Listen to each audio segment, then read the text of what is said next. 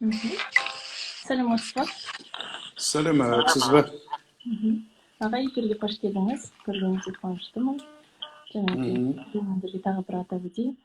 Бүгін халықаралық театр сыншыларының бірлестігінің ұйымдастыруымен бүгінгі эфирді мен Құмарғалиева Назерке Рамазанқызы жүргізетін боламын. Эфир қонағы Қазақстанның еңбек сіңірген қайраткері, режиссер, мемлекеттік қуыршақ театрының көркемдік жетекшісі, Петропавл, Талдықорған театрларының және МЭЦ 13-18 театрының негізін қалаушы Оразалы Ақжарқын Сәрсенбек. Аға, Дұрыс. енді ораза қабыл болсын бастап. Әмин. Енді осы эфирді бастамас бұрын жалпы осыған дейін де қаншама атақты кісілермен де осындай сұхбаттарымыз талай болып жатыр. Біз енді бұл сұхбатты ерекше бастасақ деймін. Әзірше көрермендер жиналғанша бір кіріспе ретінде туғанда өмір есігін ашады өлең, өлеңмен жер қойнына кірер денең демекші. Сіздің бір өлеңіңізбен, өзіңіз шығарған театр туралы өлеңіңізбен бастасақ деп отырмын. Қалай қарайсыз? Өте дұрыс. Мен оған дайынмын. Келісілген бойынша мен мынау өзі гитарам мойнымда. Шынында да өзі бір ән деген қашанда болмасын керек қой ол. Қандай басымызға бір қиыншылық түспесін, халқымыз оған қиналмай, әдемі әніменен бойындағы бір күш қуатын жоғалтпай, солай өмір сүрген ғой. Сондықтан шынында да бір осы оның үстіне мынау менің бұл әнім бұл театр туралы. Театр туралы оны біздің мынау өзі тақырыбымызда үлкен тақырыбымыз айтатын тақырыбымыз бүткіл өмірімізді соған бағыштаған өзі өнерімізбен араласып кеткен, өнеріміз өмірімізбен араласып кеткен. Оның жаңа ең басты біздің жанрымыз театр ғой. Осы театр туралы сонау бір жылдары бір шыққан бір тамшы көздің жасы сияқты бір ауыз ән бар еді. Шынында да соны мен бастайын.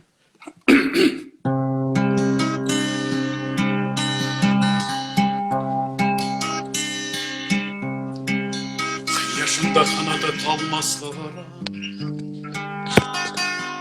актер орнын ешкім жоқ алмастара. Заман менен заманды тоғыстыра, ұрпақ пенен ұрпақты жалғастыра. Шартөмір актердің сахнада ақын жауыз патша қыл баладана. Шын өлет өлу керек болған кезінде өртені махаббаттың отына да. Қолында айтар сөз қалың дәптер, жүргені сахнада болып ақ. Халқымның өнеріне жанын беріп, мың тіріге қайран актер.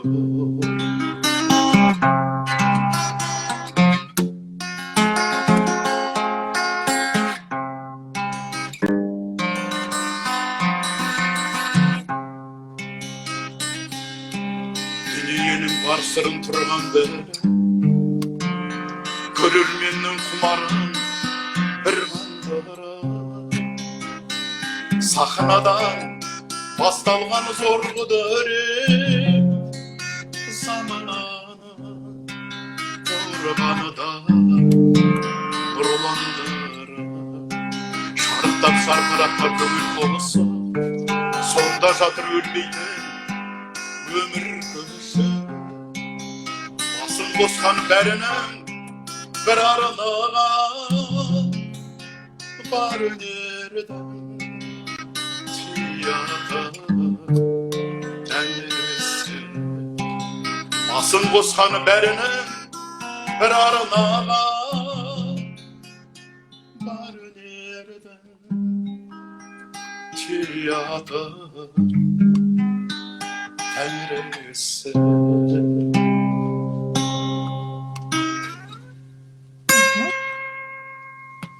Өте тамаша. Рахмет. Сізге рахмет. Жалпы енді өзіміздің өстіп жалпы театр туралы жан дүниемізді тебіретіп, осы ары қарай сұхбатымызды жалғастырайық. Иә. Аха.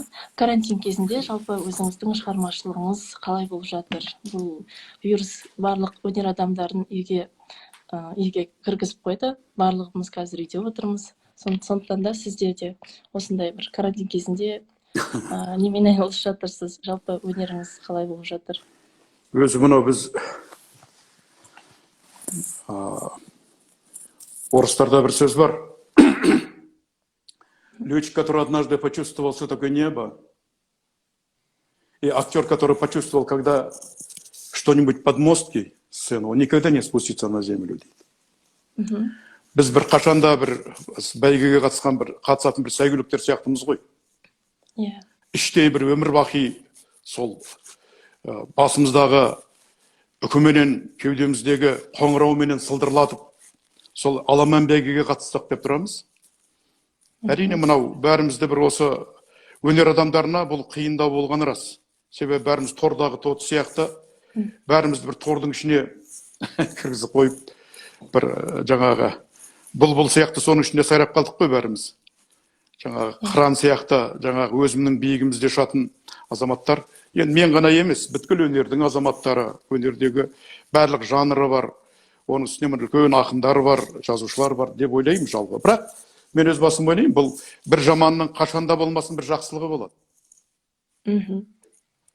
Осы бір тек қана мен ғана емес, мен осы бұл енді риторический дейді ғой орыстар. Орыстар енді қайталау болатын шығар, бірақ мен ойлаймын, бұл маған дейін де талай азаматтар, өнердің азаматтары осы бір сұхбат берген кезде айтқан шығар. Бұның бір жақсы жері, кішкене үйде отырып, өзімізбен өзіміз сөйлесіп, өзіміздің жанымызбен, өзіміздің рухымызбен тілдесіп, өткен кеткенді болжап. Тағы бір қазақта керемет сөз бар. Байдың баласы шауып келе жатқанда артына қарамайды. Тек тоқтағанда ғана артына қарайды дейді. Бәріміз шауып бара жатқан сияқты едік бір жаққа қарай. Осы желпініп, желігіп, қазір бәріміз тоқтадық. Бәріміздің бір пенде екендігімізді соны ойластырып, ойпырмай деп жан жағымызға қарап. Бұл бір айтып жатыр ғой барлығы енді осы Алла тағаладан келген бір белгі шығар. Сондықтан мен ойлаймын, мен де өз басым осы бірнеше жұмыстар бітірдім. Біздің жұмысымыздың барлығы ол далада жаңағы не қазу емес қой, жер қазу емес қой. Бір күн Толстой далада Лев Толстой жерді қазып жатса, бір адам қасынан өтіп бара жатып, қарапайым бір мұжық жаңағы айтады дейді, не істеп жатырсыз деп. Сөйтсе, демалып жатырмын деп айтады дейді. Демалған несі ме, жұмыс істеп жүріп деп. Бір уақытта қараса, қайтып келе жатса, талдың түбінде жатыр екен демалып. Неғып жатырсыз десе, жұмыс істеп жатырмыз деп айтады дейді. Сол сияқты біздің жұмысымыздың өзі ойдың жұмысы ғой.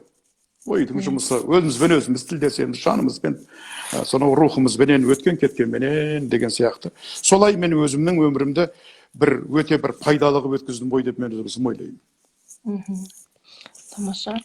Осы карантин адам жан дүниесін көп ойландыруға, осы қасымыздағы маңайымызда жүрген адамдардың қадір қасиетін сезінуге көптеген мүмкіндіктер жасады деп ойлаймын. Және де өнерде жүрген адамдардың бәрін осы ой қорытып, өмірге деген көзқарастарын және реттеді деп ойлаймын. Енді ары қарай қалай бағыт-бағдар жасау керек, ары қарай өзінің жолын қалай бастау керек екенін үйретті деп есептеймін.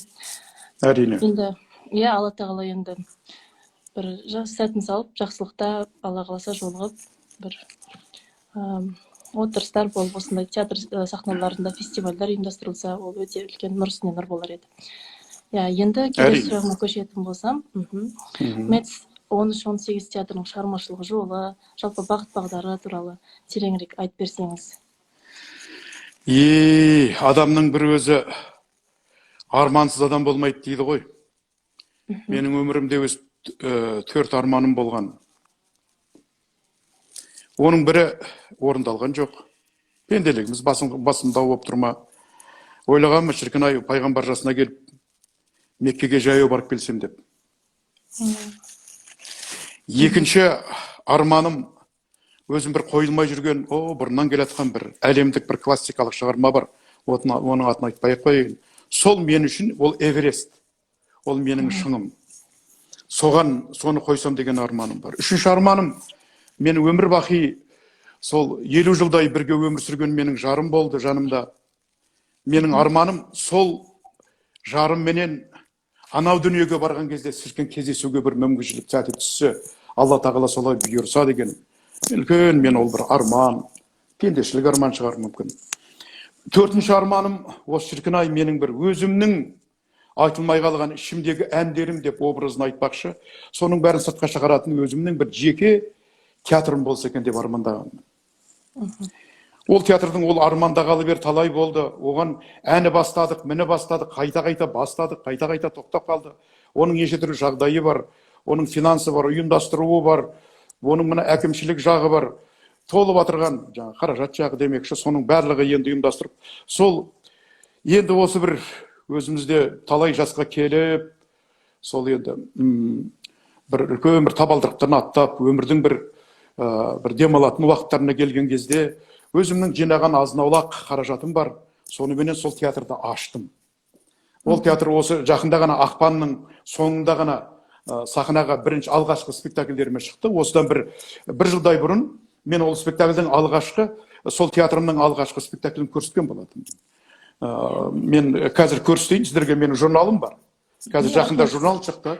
Қазір сол журналдан мен иншалла бір үлкен бір азаматтар сол көмектесіп, осы бір менің театрым туралы әлемдегі ең жас театр деген осындай журнал, мінекей мына үлкен журнал, кәдімгідей міне осының ішінде маған міне осы менің театрым туралы міне соның мына рекламасы, афишасын шығаруға көмектесті.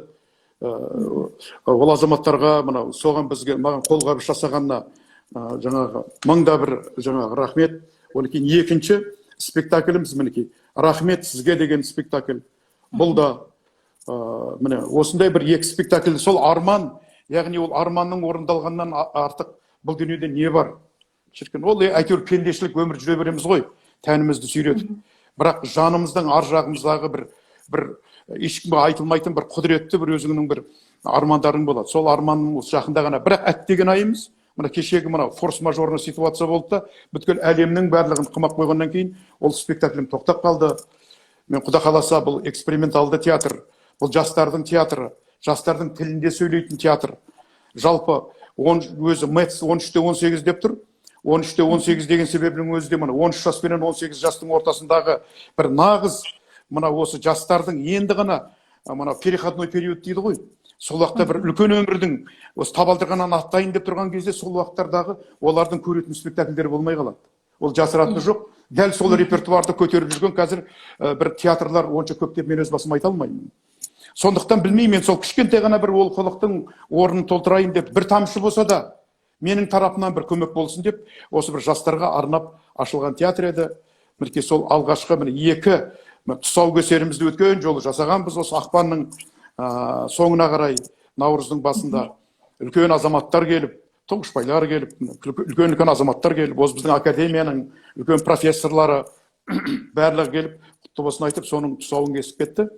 Құда қаласа, енді ол эксперименталды театр деген, ол қашанда болмасын, театр деген ол эксперимент, білесіздер. Қандай да болмасын. Ол себебі театр бір ғылыми орда ғой. Адамның жанының, адамның болмысының, адамның ойының, парасатының, соның бір ғылыми ордасы. Сол ғылыми орта енді жастардың тілінде сөйлесе деген. Мен білмеймін, мен өзімнің түсінігім бойынша осы бір олқылық бар сияқты менімше. Онан кейін біреулер маған айтады, осы Ореке қалай аштыңыз, бұл қалай болды, анау мынау деп. Осы жақында ғана, осы бүгін ғой деймін, бір Түркияда бір Марина деген қыз бар. Өзі ар жағы Молдаванка қыз, бірақ сол Түркияда бір 30 жылдай болып тұрады екен. Мен сол қыз осында бір 2 жыл бұрын келіп кеткен кезде, сол қызбенен екеуміз сұхбаттасып бір сөйлесіп қалғанда мен сұрағам. Мен де осындай театр ашқым келеді, Марина. Жалпы Түркияда қанша театр бар? Сіздерде осындай театрлар бар ма? Мына жастардың эксперименталды театрлар бар ма деген кезде, ол айтты, мен бүткіл Түркияны айта алмаймын деді. Мен Стамбул туралы айтсам, бір Стамбулдың өзінде 467 театр бар деді. Біздің 467 театр. Яғни, біз айтамыз ғой, бізде ұлымыз, біз керемет, біз бір тіліміз, дініміз, діліміз, оның бәрін көтеретін, оның түп тамыры, оның бұлағы қайда жатыр? Меніңше, оның ар жағы өнерде жатыр. Бір тамыры өнерде жатыр. Сондықтан мен ойлаймын, өз басым, осыған бір кішкене өзім осы кішкентай ғана қазақтың қара баласы ретінде қолымнан келген осы бір әнімді айтып, халқыма осы бір спектакль, осы театрымды тастап кетсем, енді кетсем деген Құдай сақтасын, кетейін деп жатқан жоқпын мен әлі. Кетпеңіз. Шынымен ғой, бірақ жұмыстарыңыз әлі алда. Құдай қаласа, міне, айтқаның келсін жаным. Сондықтан мен ойлаймын, ол енді сондықтан солай бір ойымыздағы бір шығыстың ғұламасының айтқан сөзі бар екен. Айтатын сөзіңді жеткізе алмайтыныңды білсең, үндемегенің жақсы, бәрібір көзіңнен көрініп тұрады дейді екен да. Мен әдейі ашкем шешіп отырмын ғой. Менің көзімнен көрініп тұрған шығар деп. Сондықтан осындай бір ой, ол эксперименталды театр деген, енді өздеріңізді білесіздер ғой, жалпы эксперимент дегеннің не екенін. Жалпы театрдың бәрі, меніңше, ол театрдың бәрі эксперимент. Ол адамның жаны. Мен осы журналды ашқан кезде, соның бірінші бетіне өзімнің алғы сөзімді кеше театрымды ашқан кезде, театрды не үшін аштық деген кезде, сол кезде былай деп жазып қойғам. Мынау, жалпы біз әлемнің бәрін зерттеп болдық. Ауаны, суды, жерді, көкті, планеталардың барлығын, әйтеуір аңды, мынау жер бетіндегі тіршіліктің бәрін зерттеп болдық. Тек қана адамның зерттемеген бірақ нәрсесі қалып кетеді. Ол адамды адам зерттемеді. Еш уақытта. Адамның кім екенін білмейміз. Біз қайдан келдік? Біз не құбылыспыз? Сондықтан мен ойлаймын, адамды зерттегеннен артық, ол одан артық құдіретті, меніңше, мамандық жоқ. Құдіретті мамандық жоқ. Ол енді әрине біз хаққа ұмтыламыз ғой. Біз ақиқатқа ұмтыламыз. Біз кей кездерде мынандай сөз бар. Адамның аласы ішінде дейді, жылқының аласы сыртында. Болмаса адамның қулығына құрық бойламайды дейді. Бұл не деген біз құбылыспыз? Бұл кім біз? Таңертеңнен кешке дейін. Осыдан біраз уақыт бұрын менің бір газетте бір интервьюм шықты. Сонда алған қыз, журналистка қыз, соның атын былай деп жазыпты. 20 сантиметр деп.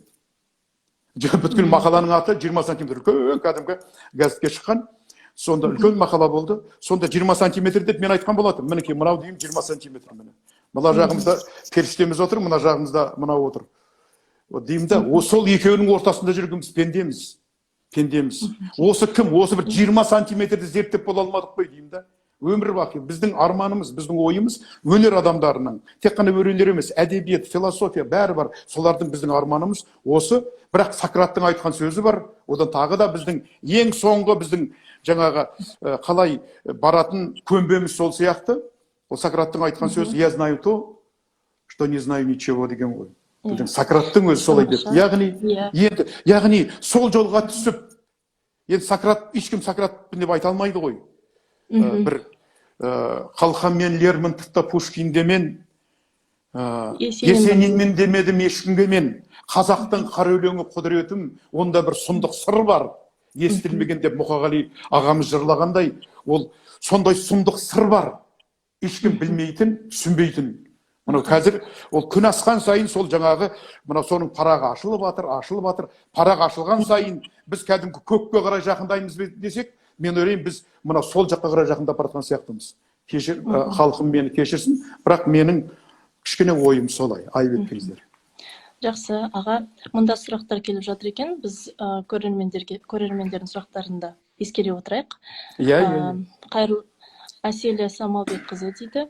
Қайырлы күн, театр ашып жатыр екенсіз, құтты болсын. Бір сұрағым бар. Неге алғашқы спектакльдерінде рахмет сізге пьесаны таңдадыңыздар? Себебі бұл спектакль Таразда да, Семейде де сахналанған дейді.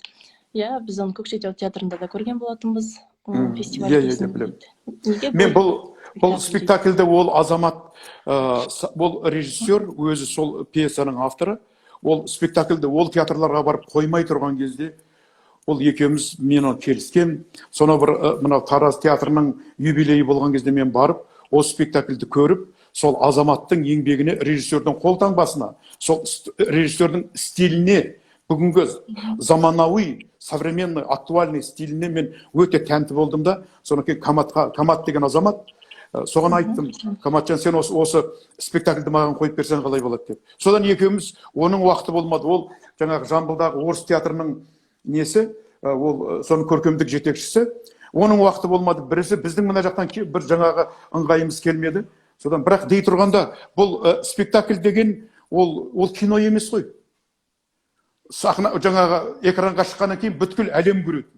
Білдіңіз ба? Ол Тараздағы ол қойылған спектакльді, болмаса жаңағы Семейдегі қойылған спектакльді, ол Алматының көрермендері бар көрген жоқ. Көрсе көретін шығар, ол бір мыңнан біреу ғана ма. Ол оның айтатын ойы терең, және де маған өте ұнады. Айтып отырмын ғой, оның маған стилі ұнады. Өте заманауи стиль. Әйтпесем біз мына кей кездерде маған енді мен де өзімде режиссермін. Сонау бір замандарда Мәскеуден бітіргенбіз. Маған да ұнайтын спектакльдер бар, ұнамайтын суреткерлер бар. Бірақ ол ұнамайды деп мен оған жоқ, сенің дұрыс емес деп айта алмаймын. Себебі Пушкиннің айтқан сөзі бар. Жаңағы поэта надо судить его же пером деп. Әр режиссердің өзінің қолтаңбасы бар, суреткер ретінде. Бірақ осы маған Каматтың осы спектаклі ұнады. Сондықтан мен оны қойдыруға меніңше мен хақым бар, себебі оны ешкім көрген жоқ қой. Алматыдан ешкім көрген жоқ оны, білдіңіз ба? Сондықтан қойды, енді осы жердің жастары көрсін. Және де оның ар жағында үлкен ойы бар. Өте стилі ерекше. Бұл бір эксперименталды театр. Бұл кәдімгі солай қояды. Біздің қазақтың бір үйренген, таптаурын болған стиліндегі спектакль емес. Білдіңіз ба? Айғайы көптеу, ондай емес. Бұл кішкене бір адамның парасатына құрылған, ойына, санасына, түйсігіне ар жаққа құрылған бір әдемі спектакль. Сондықтан мен соған шақырдым. Хамат Қасеновте өзі автор ретінде жаңа спектакльдің өзі жазған болатын. Иә. Өзі режиссер ретінде қойып, өзі автор, өзі режиссер, және де өзінің жеке өз өмірінен алған болатын, бүкіл оқиға. Иә, ол өз өмірі. Сол оның үстіне тағы да маған оған ұнағаны оның өз өмірі, оның жан айғайы. Білдіңіз ба? Оның өмірі өз екеуміздің өміріміз бір-біріне ұқсайды. Каматпенен екеуміздің өміріміз. Бір кеше айтып жатырмыз ғой, жалпы менің өмірімде де менің ең басты рөл ойнаған менің анам. Сондықтан да мен анамның атын фамилияма қосып алған. Ақжарқын Сәрсенбек, бүткіл Қазақстан бойынша менен басқа анасының атын қосып алған.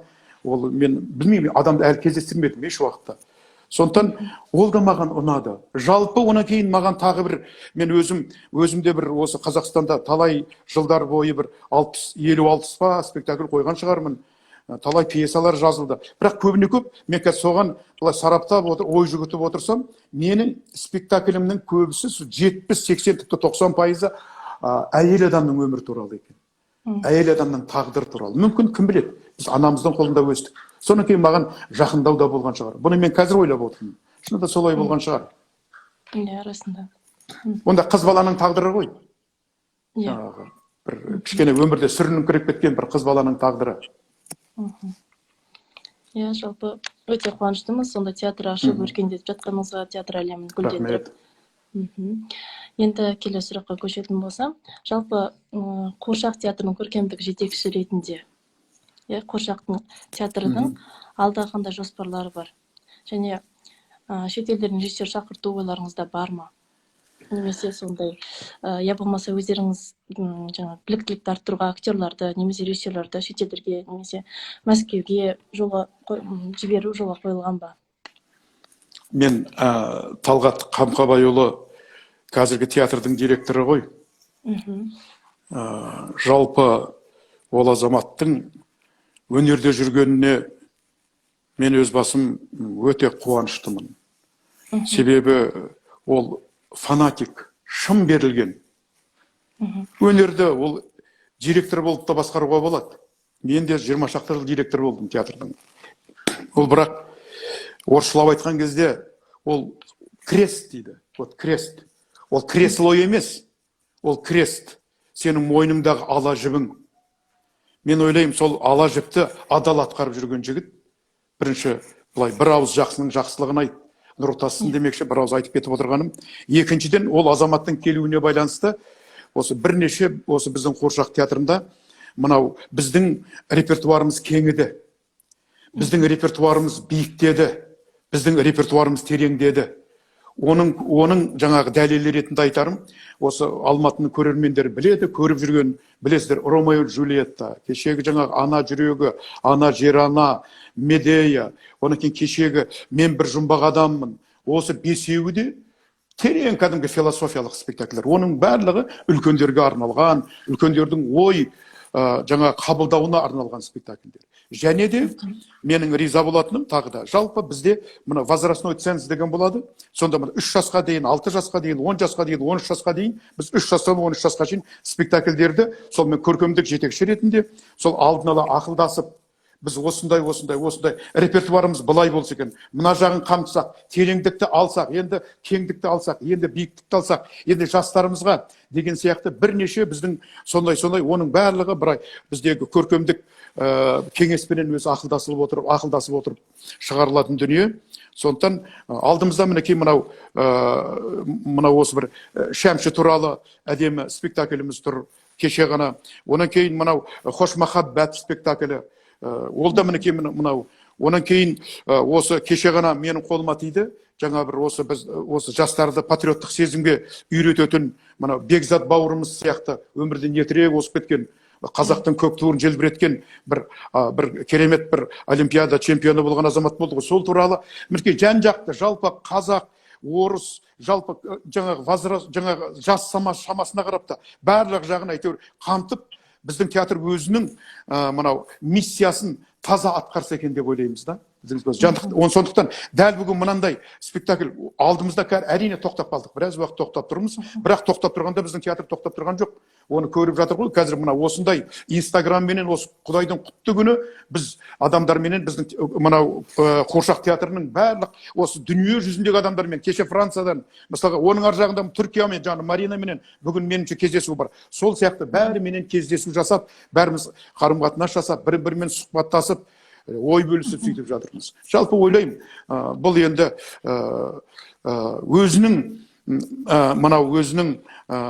миссиясын адал атқарып жатырған қазір театр деп мен өз басым ойлаймын. Қазір театр өте бір үлкен бір серпіліс үстінде.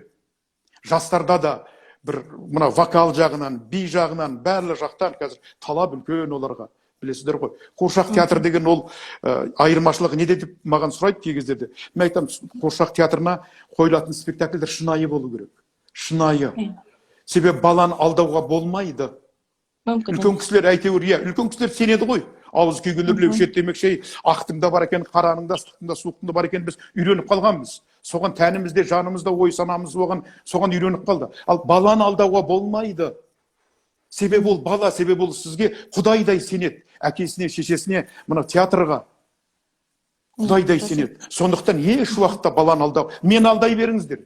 Сізді де алдай берсін. Себебі біз білеміз оны алдап тұрғанын. Біз оған көне саламыз. Мақұл дейміз да, біз оны кешіре саламыз. А бала кешпейді. Оның баланың себебі сана сезімі кешпейді. Ол бала қабылданып қалды. Ол бала әлі тап-таза, мөлдір бұлақтай кәдімгі суға келіп, жаңағы бір ылай тастап жібергендей болады да, білдіңіз бе? Яғни баланы алдауға болмайды. Сондықтан шынайы біздің өзі мынау қазіргі көркемдік кеңестің де, театрдың басшыларының да біздің қоятын ең бірінші бізге енді көп режиссерлар келіп қойып жатыр, шынында да жан-жақтан. Онан кейін мен осы Талғатжанға айтамын, таға енді қалжыңдап айтамын кей кездерде, біз қазақ өзі қалжыңдаған жақсы көретін халықпыз ғой. Мен айтамын, енді басқа жаққа мына кішкене фестивальға бармай тұрайықшы. Қай жаққа барсақ та бас бәйгені жеңіп алып келеміз деймін да. Енді басқаларда алысында, бізден басқада енді ел бар ғой. Көрдіңіз бе, бір қуыршақ театры барамыздан үлкен драма театрлардың ортасында қашанда болмасын бас бәйгені алып келеміз. Мен айттым, жұрттан елден ұят болды тіпті. Солар өздері кішкене олар біраз мені алсын. Онан кейін барып енді бір кішкене тіпті болмаса біреуін жіберіп беріп барайық деп қалжыңдап айтамыз. Қазір білесіздер ғой, алысқа жақында кеше Қырғызстан бола ма, Қазақстанның барлық түкпір-түкпірі, кеше Ресей болады ма, Қазанға болады ма, болмаса Түркияға болады ма, қай жаққа болмасын біздің театр қазір әйтеуір бәр жаққа, жан-жаққа өзіміздің осы қазақтың қуыршақ театрының төл өнерін соларға жеткізуге біз қашанда соған үлкен атсалысып жатырмыз. Жалпы өзі өнері менен спорт елдің елшісі дейді ғой. Жаңағы осы мысалы кешегі мынау біздің мынау кімдер сияқты мынау боксшымыз бар, Головкин сияқты, мысалы кеше Димаштарымыз бар, болмаса Самал қыз бар, әдемі, білесіздер, Еслямова. Солар мысалға бүткіл қазақты әлемге танытты. Олар қолына көк туды алып жүгірмесе де, бірақ қазақтың кім екенін біздің бойымызда, оның үстіне жалпы біздің ар жағымызда біздің қазақтық бір ұлттық біздің сана сезіміміз керемет. Мен өз басым солай деп ойлаймын. Жалпы біздің бойымызда. Оны кешегі шетелде жүрген мына студенттер де бізге осы бір әнімізді айтып жатқан кезде тіпті қазір шетелдің азаматтары қазақтың өлеңдерін айта бастады. Білдіңіз ба? Яғни бұның барлығы біздің елдігіміздің бір ар жағымыздағы біздің тамырдың, рухтың мықтылығын соны білдіретін белгі ғой деп мен өз басым ойлаймын. Иә. Енді мұнда тағы бір сұрақ келіп жетіпті. Нартай Ескендіров, театр сыншысы. Қуыршақ театрын бітірген актерлер драмаға кетіп жатыр. Ал Қуыршақ театрының режиссер мамандығын бітіргендер театрға келмейді. Осыған қандай ұсынысыңыз бар деп жазыпты. Түсіндім. Мен енді ол Қуыршақ театрының режиссурасын мен енді осы 13 жылдан бері сол академияда сабақ беремін, 7 жыл болды.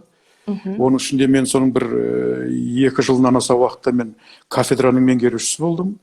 Бірақ біздің осы бір 7 жылдың ішінде, оның алдындағы уақытта да білмеймін, 10 жылдай бұрын бекен, мен Қуыршақ театры мамандығының режиссурасын бітіріпті дегенде естіген жоқпын. Бізде ондай режиссер бітіріп, өздеріңіз білесіздер ғой? Жоқ қой, бізде жоқ. Ол бітірсе тек қана шетелден ғана бітіріп келеді. Ал егерде мынау Астанада да Шабыт деген университет бар ғой, мүмкін солардан бітіріп жатқан шығар. Ал енді Қуыршақ театрының актерлары неге ол неге драмаға бармасқа? Ол әңгіме, ол жаңағы, ол бір келіншекке үйлену емес қой бір қызға. Мен тек қана саған ғана, сенің алдыңда ғана борыштымын дейтін. Бұл өнердің адамы, ол еркін. Ол драмаға барады ма? Ол ертең мюзиклға кетеді ма? Ол мүмкін ертең киноға кетіп қалады ма? Мынау заманның, мынау кеңдігіне байланысты, ол бойында өнер болатын болса, бойындағы өнерді дарытқысы келсе, ол қандай сахнаға шығып айтады? Халыққа бергісі келсе, сол сұлулықты оған ешқандай шек қоюға болмайды. Ол кімге айтып жатыр? Үлкендерге ме, кішілерге ме? Әйтеуір бойындағы сұлулық халыққа дарып жатыр ма? Бірақ оның бойында мүмкін сол Қуыршақ театрынан гөрі мүмкін драмаға шыққысы келді. Менің курсым бітірді. 17 жылы менен 10 бала бітіріп шықты. 7 ұл, 3 қыз бітіріп шықты. Оның біразы мысалға Қуыршақ театрында жүр. Біразы мынау драма театрларға кетті. Менімен хабарласып тұрады. Біз осындай жасап жатырмыз аға. Мен айтам, Құбақ. Мен айтам, мен қолымды соғам алтыным. Тек қана халыққа сен имандылық сыйласаң болды. Енді бұдан артық үлкен сөз жоқ қой. Құранның тілімен айтқанда, имандылық сыйласаң болды. Бір қалай сыйлайсың? Қай жерде? Тіпті өлең жазасың ба? Сурет саласың ба? Ән айтасың ба сахнаға? Бірақ әйтеуір халыққа осы бойыңдағы Алла тағаладан берген бір әдемі қасиетті халқыңа жеткізсең болды. Бірақ қай тілде жеткізесің, қай сахнада жеткізесің, ол сенің өз еркіңде. Деген ой. Шынымен де. Қай театрға барса да, жалпы өзінің өнерін паш етіп халыққа көрсете білсе. Және де, мысалы, сіздің шәкіртіңіз Самал Еслямова сияқты канды алып жатса, ол нұр үстіне нұр ғой, әрине. Әрине, ол енді мен өз басым ол тура сол сәтте, алған сәтте Франциядан маған Самал звондады, алтын қыз біздің. Ол қыз сол менен шынында да сол солтүстік Қазақстанға театрды ашып, Қазақсазды драма театры, Сәбит Мұқанов атындағы соның атын қойып, мен сол театрдың директорымын, көркемдік жетекшісімін. Сол жаңадан өздеріңіз білесіздер ғой, 2000 жылы мәдениетті қолдау жылы деп сол жылы 6 театр ашылды. Сол мені 2-ші театр болып біз аштық. Сол уақыттарда сол әдеп ашқаннан кейін енді сол жергілікті жерден әртістерді жаңағы алу керек болды. Себебі мынау келіп ол жерде жұмыс жасап жатқан актерлардың барлығы Қазақстанның оңтүстігінен барған көбі. Шымкент, Жамбыл, Қызылорда демекші. Яғни сол жерге сол өзінің түпкі халқы кетіп қалмайтын халық керек болды да, білдіңіз бе? Сол жерден. Сол уақытта сол жерде бір колледж бар екен. Солар колледж маған ұсыныспен шықты, осылай деп. Сөйтіп соны қазақ группасын аштық. Бірінші жол эксперименталды түрде деп айттық, себебі әлі білмейміз ғой. Әдеп ашылғаннан кейін, соны кейін сол уақытта келген қыздың біреуі болатын, осы Самал. Самалды менен сұрайды, осы самалдың ерекшелігі не аға деп. Мен енді ұстаз ретінде самал менің қолымда 3 жыл дәріс алды ғой. Мына ең алғашқы киноға кеткенде де мен кішкене болса соған өзім менің септігім тиді. Ол жасыратыны жоқ. Самал біледі, және де ол адал азамат. Жалпы самалдың бойында мен бір-ақ нәрсе айтайын, бір қазақта бір келін деген түсінік бар.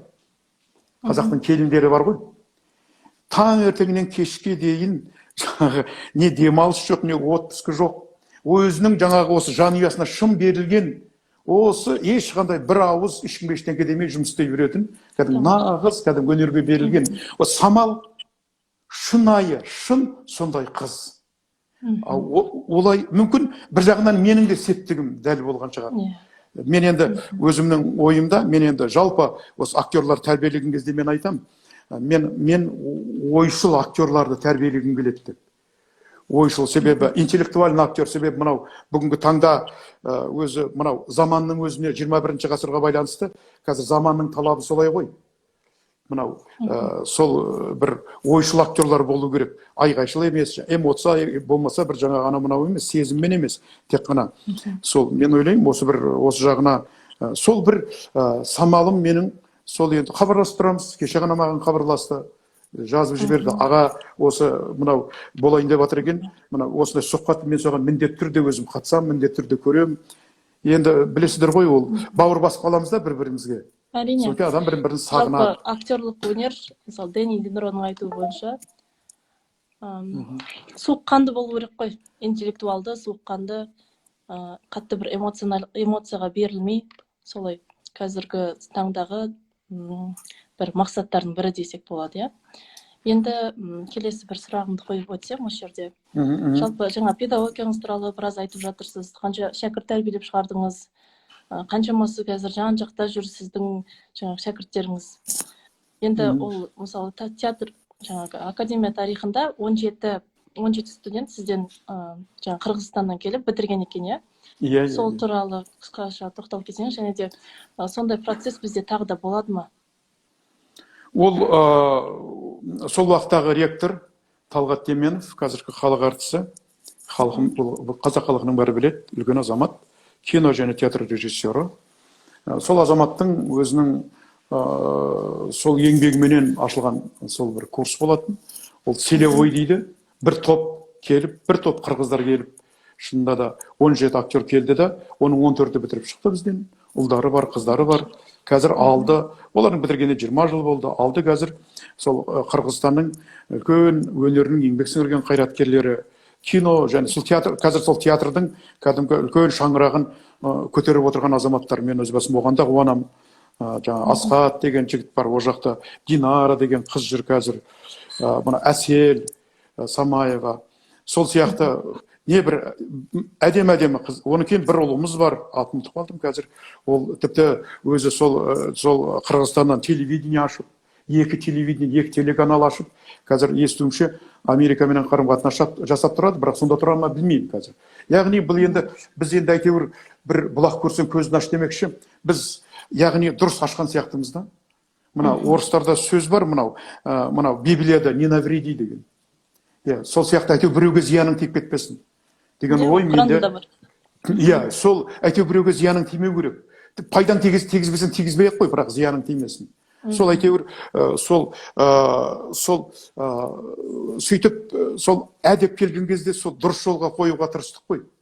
Қазір соның біреуі бірегейі қазір тіпті мынау Батырбек деген азамат, ол Қазақстанның уже осы жерде тұрып атқаны 20 жылдай болып қалды. Сол бітіре салысымен осы Қазақстанда қалған болатын. Қазір сол менің ең алғашқы ашқан Солтүстік Қазақстан жаңа облыстық Сәбит Мұқанов атындағы Қазақ сазды драма театрының белді режиссері. Ол қазір үлкен халықаралық деңгейдегі фестивальдерде бас бәйгені жеңіп алып жатыр. Осы жақында ғана Шолпанның күнәсі деген спектакльменен келіп, осы Алматы жұртшылығын өте, біз енді қалай дегенмен де біз мәдени астанамыз ғой. Бәрбір бізге келген кезде кішкене былай ол өнердің азаматтары, тіпті Астананың өзі болсын, кішкене айылын жиынқырап келеді. Себебі ол ресми Астана болса, біз мәдени астанамыз. Сондықтан осы жақында келіп, осы жерде елдің бәрі тәнті болған болатын. Батырбектің спектакліне. Қасында әдемі жары бар, Аида деген. міне осылар енді ол енді Батырбекті мен байқаймын, тіпті басқа театрлар шақырып жатыр. Енді бізге келсейші деп. Мен айтқан Батырбекке де, егерде шынында да егер мүмкіншілігің болатын болса, мен солтүстікке 20 жыл болды, енді еңбегің сіңді ғой, енді мына өзіңнің еліңе қарай жылжымайсың ба, жақындамайсың ба деп. Білмеймін. Енді бірақ әзір ол жерден кетпей, сол жерде қызмет жасап жатыр ғой.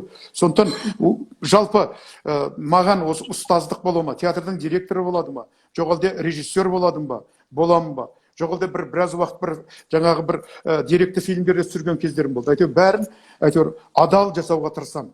Қолымнан келгенінше. Әркімнің өзінің мүмкіншілігі бар ғой. Мысалы, суреткер ретінде, басшы ретінде, сол мен әйтеуір мүмкін сол бір еңбегімнің сол бір жемістері шығар. Кішкентай ғана бір түйір сол менің балаларымның қазір сол Қазақстанда, әлемде жүргендігі. Соған мақтанамын. Әрине. Өйткені мақтануға тұрарлық дүние ғой, әрине. Енді жалпы мынандай сұраққа кезек берсем, өзім театр сыншысы болғандықтан, осы бүгінгі қазақ театр сынына көзқарасыңыз қандай? Жалпы қазіргі таңда осы әшірбек ағаларымыз бар, өмірден өтіп кеткеннен кейін сын жоқ деген сияқты біраз дау-дамайлар туып жатыр. Соған көзқарасыңыз қандай? Мен бұл туралы былай деп айтар едім. Сіздер бақытты ұрпақсыздар. Себебі мынау осы бір өнердің өзінің мынау теориясында бір сол уақыттардан бір келатқан, бір тарихынан келатқан ренессанс деген түсінік бар. Ол возрождение дейді.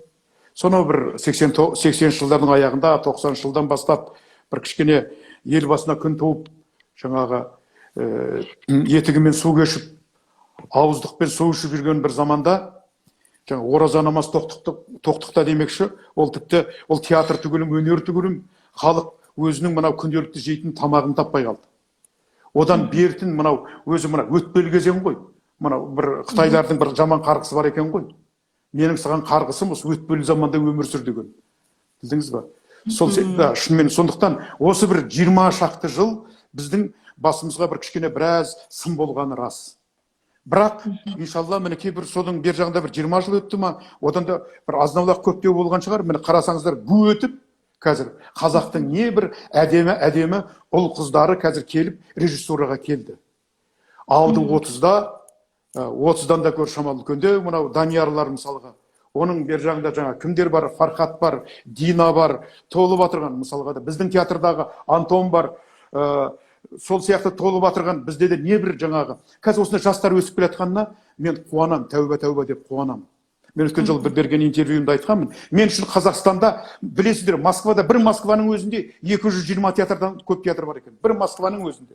Бүткіл Қазақстан бойынша біз 60 театрдың көлемінде ғана. Бүткіл Қазақстан кең байтақ 9-шы орын алатын жерде біз 90 біздің жаңағы 60 театр ғана театрымыз бар. Білдіңіз ба? Яғни мен үшін сол 60 театр бір театр сияқты. Сол жерден бір актер шықса, бір режиссер шықса, болмаса бір режиссер жаңағы бір спектакль шықса, мен соған кәдімгі бөркімді аспанға атып қуанам. Себебі бұл менің жасап жүрген дүнием. Оған менің де бір кездерде бір шамалы ықпалым тиген шығар. Сол бір кішкентай ғана бір бәйшешектің жердің астынан тесіп шыққанына.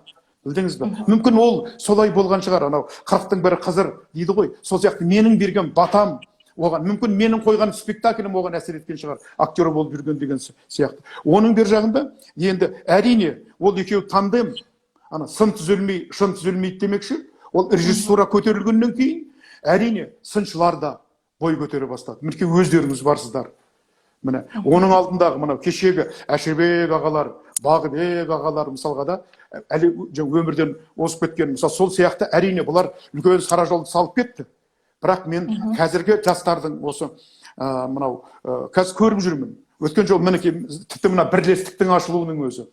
Өткен жолдар мысалға біздің академияның сол шаңырағының астында дөңгелек стол болды.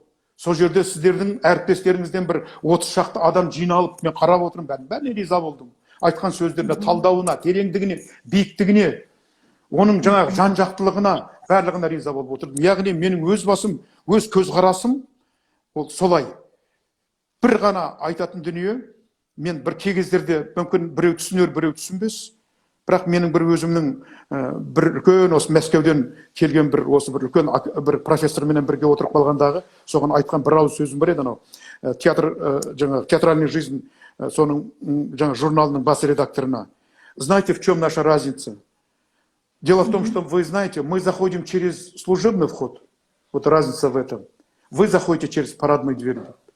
Білдіңіз ба? Мүмкін екеуміз екі жақтан келеміз да. Біз мынау құрылыстың мына жақтан келеміз. Мысалы, барлығын театр сыншылары, осылар сол жағына келген кезде менің бір ойым, осы сыншылар біздің өнердің адамдарының барлығы өте бір жаны нәзік келеді ғой. Жүрегі жаралы. Мына Мұқағали ағамыздың тағы бір өлеңі бар ғой. Ақын болып өмір сүру оңай дейсің бе қарағым, аузында болу ол өзі сыздаған барлық жараның дейді. Сондықтан мен соны былайша айтамын. Режиссер болып өмір сүру оңай дейсің бе қарағым, аузында болу ол өзі сыздаған барлық. Яғни біздің бүткіл жаралы жүрегімізді кей кездерде бір қаттырақ айтыңқырап жіберген кезде, шынында да біз өз өмірді жанымызбен қабылдап, жанымызбен жауап береміз ғой. Осы жағына мен кішкене көбірек көңіл бөлсе екен. Өздеріңіз сияқты жастарға да айтарым менің. Кішкене өмірді тек қана теориямен ғана қабылдамай, адамды өмірменен арқылы қабылдап, практика арқылы қабылдап, кішкене адамға, жалпы өнер азаматтарына кішкене былай жанашырлықпен қарау керек па? Тіпті бұл кавычка айтқан кезде, білдіңіз ба? Сондықтан менің әрине, мен өз басым сізбенен сұхбаттасып тұрғаныма, мен мысалы басқа азаматтарменен осының бәрін кешегі ашып отырған Амантай ғой деймін да, осы нені ашып отырған да? Амангелді Мұқан. Амангелді. Мысалы осыны ашып отырған азаматтарға қол соған, тұрып қол соған. Анар Еркебай. Қандай керемет. Анар Еркебай. Иә, барлығы бар. Оның үстіне анау Сәния бар, Бақыт бар. Иә. Бақыттар бар, қаншама. Иә, меруерттер бар өзіміздің мысалы. Барлығы осы қазақ өнері десе, қазақ театр өнері десе, осы жүрегін суырып беруге дайын. Шынымен. Сондықтан біздің илегеніміз бір терінің пұшпағы, былайша айтқан кезде, егерде осы бір театр деген жанрдың арбасын сүйреп жүрген болатын болсақ, мысалға, ойлаймын, оның ортасында режиссер, бір жағында автор, бір жағында театр сыншысы шығар. Сол үш өгіз сүйреп келатқан, сол жаңағы бір арбаны, театр деген арбаны сүйреп келе жатырмыз. Сондықтан біз қашанда ауыз біршілікте болуымыз керек. Әрине бірдей болу мүмкін емес. Рак, щука, лебед дейді ғой. Оның барлығының бірдей болып кетуі. Әрине бұл жерде мүмкін кей кездерде бір ой бөлісу де керек шығар. Бір кездерде дискуссия болып кететін шығар. Бір кездерде ой таласып кететін шығармыз. Бірақ оның барлығы айданып келген кезде ар жағымызда түпкі мақсатымыз бір-ақ сөз. Ол бәріміздің илегеніміз бір терінің пұшпағы. Сол бір құдіретті бір сахнаға бір дүние шықса екен деп ойлаймыз. Иә, әрине. Ол өнердің жоғары деңгейден көрдігіне бәрі атсалысып жатыр. Әрине. Өте жақсы. Біздің эфиріміздің бітуіне 10 минут қалыпты. Енді сіздің бізге тілегіңіз болса, айтар бір ықыласыңыз болса. Ойпырмай, кеше бір сағат деген кезде мен ойлаймын да, бір сағат деген бір көп уақыт шығар деп. Иә. Жалпы мынау өз дұрыс болды. Мүмкін қазір бір крокодил деген қожық болады екен ғой. Сол өз жарты жылда бір-ақ рет тамақ жеді екен. Жарты жылда бір-ақ рет сол тамақ жеді екенде, қалған жарты жылда аузын ашып жата береді екен да. Келесі деп сол сияқты біз бәріміз қазір бір сол сияқты болып қалдық та, бәріміз үйдің ішінде қамалып. Бірақ осы қамалып қалғанымыздың айтып отырмын ғой, бір жақсы жері қазір. Үйдегі мына көрермендердің бәрі қазір театрға бармай-ақ, үйде отырып ал, жаңағы сияқты жарты жылдағы демекші. Қазір, если, не дейді анау, Магомед не идет в горы, горы идут к Магомеду дейді ғой. Тура солай болып тұр қазір. Сейчас горы пошли к Магомеду, потому что бәріміз осы үйдегі қазір бәрінің осы шаңырағының астына кіріп кеттік қазір. Осы Құдай біледі деп айтайын, мінекей қаншама мынау қозғалып, мынау адамдар бізді бірнеше адамдар көріп жатыр. Осырғы бір бойына бір тамшы бірдеңкені алып қалса, әрине менімен келіспес. Себебі мен де пендемін. Мен өзім бір айтатын, бір өмір бақи айта беретін бірақ қана сөзім бар. Ол былай. Алла тағала кешірсін, ол асылық айтпайық. Театр деген не үшін мешіт. Мешіт. Тек қана мешітте Құранның тілімен сөйлесе, театрда адамның тілімен сөйлейміз. Мен өмір бақи айтатыным осы. Сондықтан, бірақ түпкі мақсатымыз тек қана имандылық. Сондықтан менің айтарым халыққа, ол кешеде тағы бір осы бір сұхбат бергенде айтып едім. кішкене көңілімдегі ренішімді айтып едім халқыма. Мынау тағы да мына бір ауыр сөз айтқанмын. Оған енді қазақтар ренжімесін. Бұлақ енді бұл жанымызда жүрген сөз ғой. Өзбектер күледі екен қазақтарға. Қазақтар шуылдап жүріп мешіт салады да, одан кейін өздері бармай қояды деп. Бізде не көп театр бар. Бірақ театрға келушілердің саны аздау. Білдіңіз бе? Сондықтан мынау мен ойлаймын, мына кішкене жаңа немересін ба, баласын ба жетектеп алып, театрдың алдына алып келіп, айналайын қайда келдік білесің ба? Бұл не ғимарат?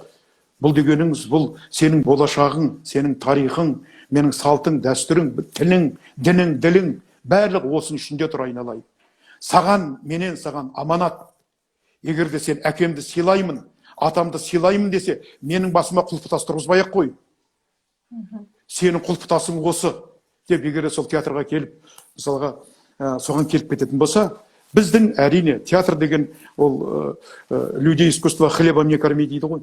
Біз қашанда болмасын 24 сағат бойы, жаңағы Валентин Гафттың бір керемет айтатын сөзі бар. Я свою жизнь прожил как чужую, чужую как свою деген. Сол сияқты өз өмірімді өзгенің, өзгенің өмірін өзімдей өмір сүріп, өз өмірімдей өмір сүріп. Яғни біздің өміріміз бен өнеріміз араласып кеткен. Өз қайсы екенін ұмытып та қалдық қазір, кім екенімізді. Шынында да. Сондықтан менің түсінігім бойынша осылай халық осы бір біздің осы бір сұхбаттарды көргеннен кейін мен енді басқа қаншама азаматтарға сұхбат беріп жатыр. Осылардан кейін осыны көріп алып, қайтадан телефонды өшіре салып, теледидарды баса салып жата беру емес. Кішкене көкіректің көзі ашылса, хақтың түсер сәулесі демекші, сол хақтың жолында жүруіміз керек қой біздің бәріміз. Хаққа жете алмайтынымыз рас, ол ақиқат. Себебі хақ Алла тағалаға ғана тән дүние. Біз жер бетіндегі 8 миллиард адам, сол тек қана бәріміздің бойымызда бір шындық бар. Бірақ сол ақиқатқа ұмтыламыз, хаққа ұмтыламыз. Соның жолында жүргеннен мен ойлаймын, одан артық, одан ғанибет, одан ғажап ешқандай жол жоқ. Мен өз басым солай деп ойлаймын. Мен балаларыма да солай деп айтамын. Мінекей мені қазір көріп отыр, бала шағаларым барлығы. Сондықтан мен осылай деп айтар едім. Мен енді білесіздер ғой, тіпті бір жағынан бұны айтып кетсе де болады. Мүмкін мысалы қарасаңыздар, осы дүние жүзі бойынша ең арзан театр, арзан билет біздің театрлар. Өздеріңіз қарасаңыздар, Мәскеуде мысалы ең арзан билет $18. Иә. Ал біздегі ең арзан билет $2 да жетпейді. $2 да жетпейді. 500 теңге десек, $2 емес қой қазір. Білдіңіздер? $1 пәленбай цент. Мен кей кездерде осыған менің жаным ауырады. Неге? Яғни біз өнерді құрметтемейміз бе, өнерді сыйламаймыз ба? Өнер деген ол біздің тарихымыз емес па? Өнер деген ол біздің анамыз емес па? Ол атамыздың жүріп отқан жол емес па? Ол тарих, ол бүткіл біздің салт сана, дәстүр барлығы біздің бойымызда ұлы халықпыз деп есептейтін болатын болсақ, неге біз сол өнерге бармаймыз? Өнерге бармаймыз. Міне менің айтарым, оны кейін тағы да бұл да бір кішкене бір қамшылау сөз шығар. Осыдан бір жыл бұрын осы Алматыға мына Саха театры келіп кетті Якутиядан. Өз бүткіл сонда соларменен мен 2 рет бұла кездесу ұйымдастырдым, осы біздің академияның балаларыменен, студенттеріменен. Сол кезде сөйлесіп отырсақ, бүткіл Якутияда 600 мың ғана халық тұрады екен. Біздің Алматының өзінен 3 есе кем. Алып келген спектакльдердің деңгейі қандай. Ананы көрген кезде мен енді өзімнің, әрине, мен де қазақпын. Жаңағы ұлтың бірдеңке десе, мен жаңағы әрине қолымызға қылышымызды ұстап, найзамызды ұстап бірінші шығатын біз. Сондықтан мен бірақ сол кезде келген кезде халқым кешірсін, бірақ мен студенттерге келіп былай деп айттым. Чукча кім дедім да? Кім чукча? Біз күлдік чукча деп. Көрмей жатып өздерін. Көрдік. Билеттері қанша тұрады? 60 градус аяз, оларда кәдім 9 ай болады екен. Соның өзіне қарамастан олар өнерін іздейді. Ал біздің қасымызда тұр ғой, мінекей. Театр тұр, Әуезов театры, Лермонтов театры, мынау балалар театры, орыс қазақ театры, болмаса толып отырған жаңағы осы театрлар бар. Соларға неге бармасқа? Бір кеште, соны бір кешіңізді қиып. Иә, шынымен де театр өнері керемет өнер ғой, оны түсіне білген адамға. Және де бұл сұхбат өте маңызды, көптеген дүниелер осы жерде айтылды деп ойлаймын. Түсіне білген, санасы ашық, көзі ашық адамға, көкірегі ояу адамға көп дүние үйретті деп есептеймін. Сізге көп рахмет, көңіл бөліп, уақытыңызды қиып, осы арнаға келгеніңізге, сұхбат бергеніңізге, және де сізге де шығармашылық табыстар тілеймін. Әрқашанда өзіңіздің арман тілегіңізге жетіңіз. Барлық жақсылық тілеймін. Ал менің соңғы сөзім, менің халықты, мынау көрермендерді театрларға шақырам, келсін, көрсін. Мына эксперименталды театр деп жатырмыз ғой, ол не үшін? Ол тек қана халық үшін. Көрерменсіз, ол тыңдаушысыз, ол әнші, ол тұл ғой, ақын тұл. Тыңдаушысыз, ол жаңағы әнші тұл. Сондықтан театрға келіңіздер, бірге